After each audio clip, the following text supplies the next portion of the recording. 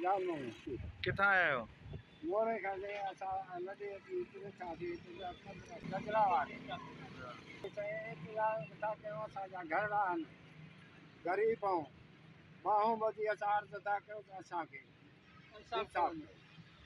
हिकिड़े जो अलाए जो अफ़ज़ल आयो आहे बलोचिस्तान मां, उहो हींअर मुंहिंजे न्याणी साहिब चप चीथ धिका ॾियण